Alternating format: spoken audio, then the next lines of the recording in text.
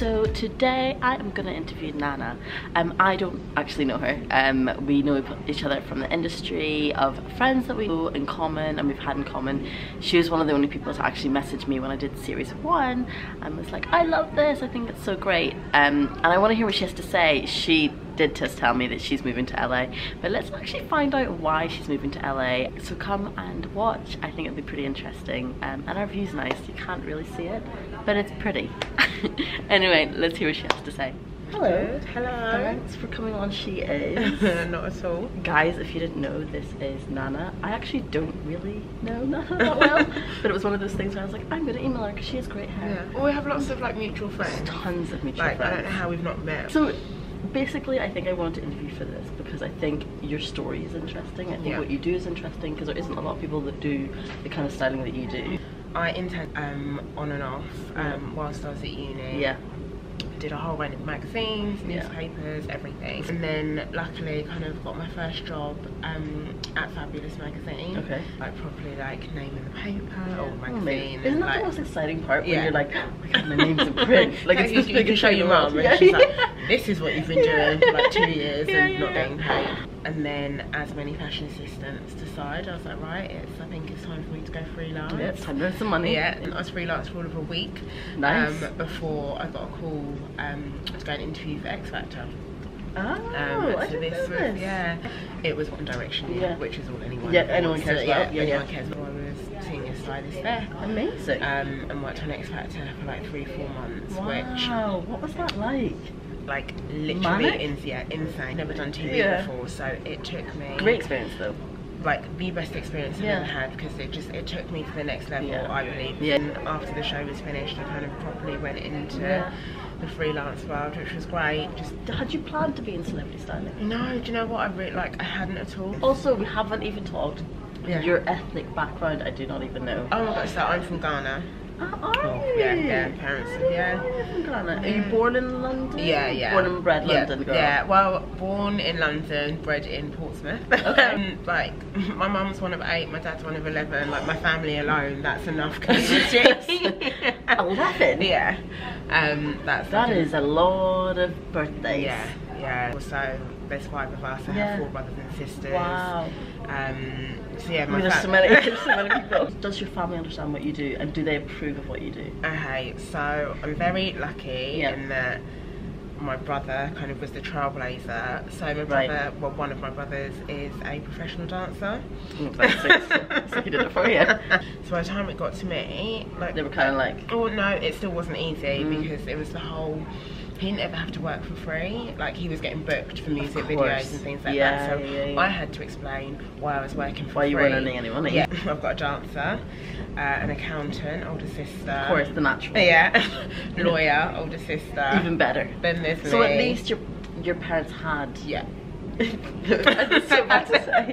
At least your parents had those kids that they knew were gonna be okay. I want to say be successful, but that you're not successful. No, but in the conventional way, let's say, conventional way. Okay, so the other thing I wanted to ask you, because the one thing everyone knows about you is that you're always like wear colourful clothes. You always have like amazing hair.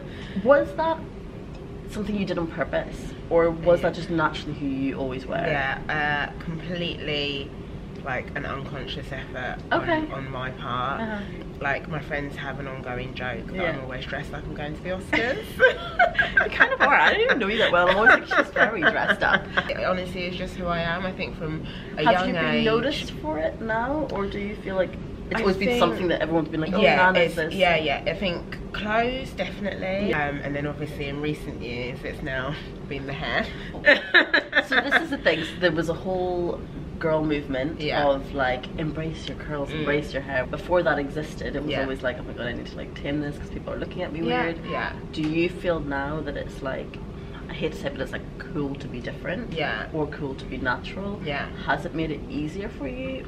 I think, or has it not fazed you? It hasn't really fazed me. I think people have noticed it more than what I have, if that makes sense. So I've noticed that people around me are more like, oh my god, like your hair, and like, can I touch it? No, step back. It's always the same. I quite like that though, so you kind of just were always that way. Yeah. Do you think that because now there's a whole movement in like be who you want to be, that it's a good thing that a lot of girls have got to be who they want to be in a sense, or is it a trend?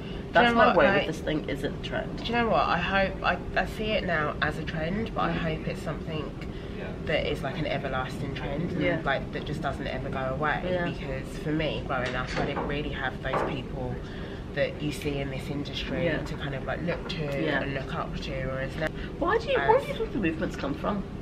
I find this whole thing really not weird, but I'm always just like, what happened? What suddenly sparked this like what suddenly like clicked? Yeah. What was the clicking point?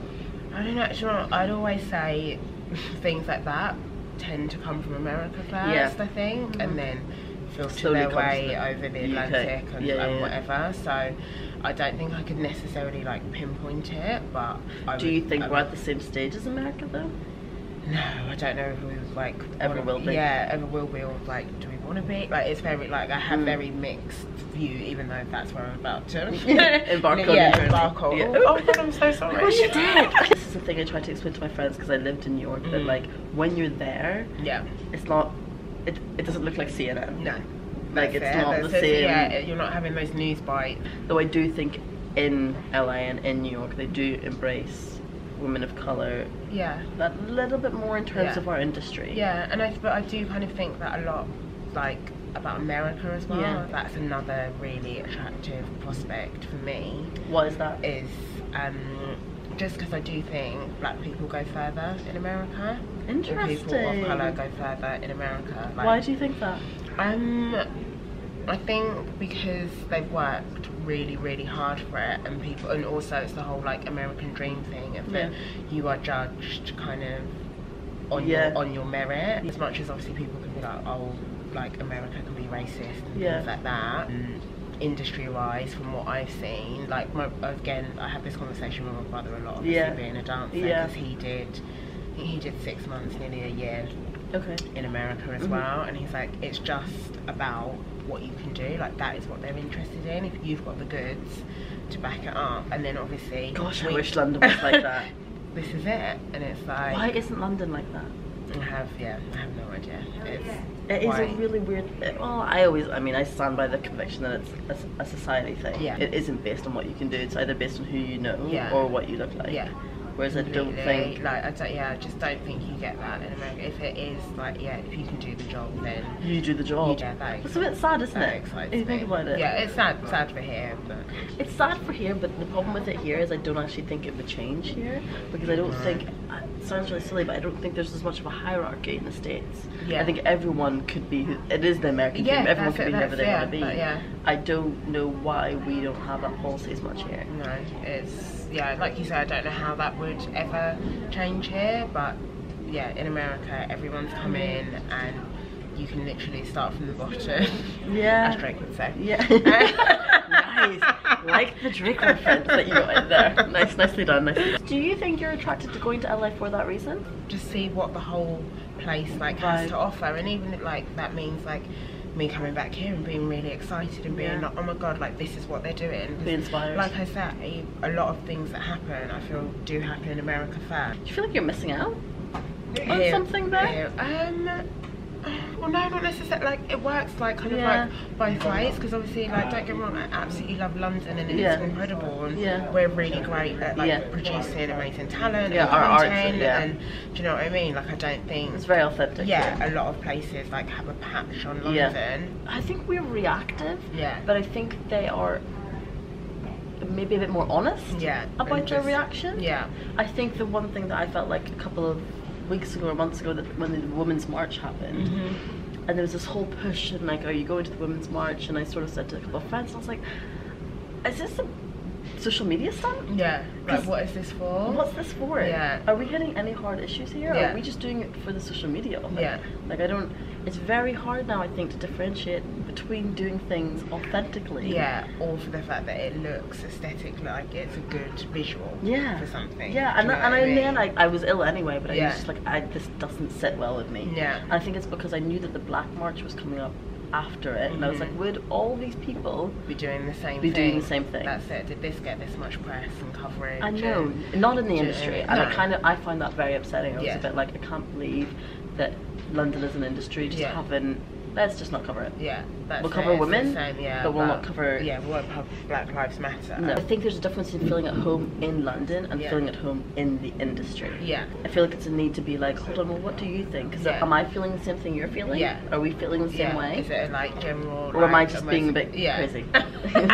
You're not crazy. But so far I realise I'm not so crazy. Yeah, no, exactly. Like, how many people have you spoken to? And people even off camera, on camera that have been like, no, like, I feel that way too. Yeah, about things. Yeah, because that's the thing. Like, I started my career and like, I'm like 10 years in now, and I've just kind of like just go with it. Yeah, just go with it, and I've got on with it, and I've done this job and I've done this shoot, and like, don't get me wrong, like, it's all been amazing. Yeah. But at no point have I ever sat down and taken stock of like everything that's around me and the people that I've worked with, really, and like how it feels. It's to also, be in I feel like industry. that thing where you're like, I'm just gonna keep my mouth shut because I'm getting somewhere, I'm moving, and I don't want to rock the boat. Being like, if I say too much, they'll be like, we're not hiring you.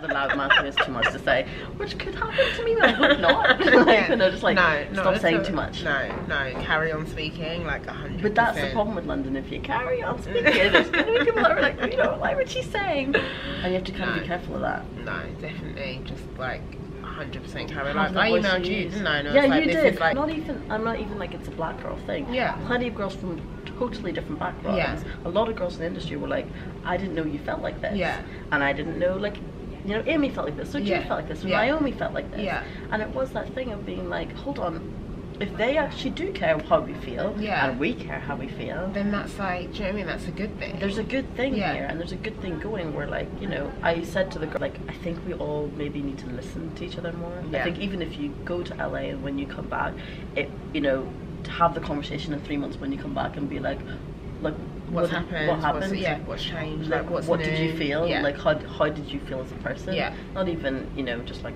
what did you get up to? How many avocados did you eat? Because LA has great avocados. Oh my gosh, I can't wait. Not wait. But I think it's interesting to see how you will come back feeling about our industry. Do you follow June?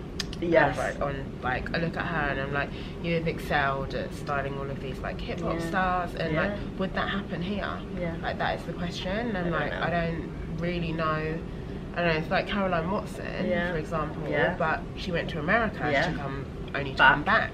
So it's like, is that what I need to do? I don't think people should be hired on their ethnicity. I think that's an important thing to say. Oh my god, completely. But this is it. That no one should. You should be hired on your merit and what you can do, because we do good, like, everyone does good things, whether like, no matter the colour of your skin, that's not what it's about. So maybe it's about us pushing each other. Whether that makes a difference to the industry, I would hope in 5, 10, 20 years time potentially you'll see a change. I just think in London there's still a little bit of hesitance. Yeah, there's hesitance. Yeah, it's probably the best word for it. There is hesitance. Yeah. And what is that hesitance? Yeah, just why? I haven't worked out what it is. Which I think is a good way to end this, of being like, the hesitance. Yeah. It sounds like a friggin' film. I think I just made a film up. Let's make that film. Film title. Yeah, everyone wants to see that. There's a real buzz around it. Let's work on that when you come back from LA. Thank you so much for joining me and for having this conversation. I'm being so honest. No, thank you for having me. Like, honestly, like, I literally, like, you were so fangirl, like, here. So nice of you. Yeah, I love it. Like, I think it's really, really great what you're doing, and like, so important. And I just love it. I love everyone you've had on, mainly because they're my friends. Because there's so little of us that we all know each other. One big group together. But but thank you. Really thank you so much. Thank you. Amazing. Bye.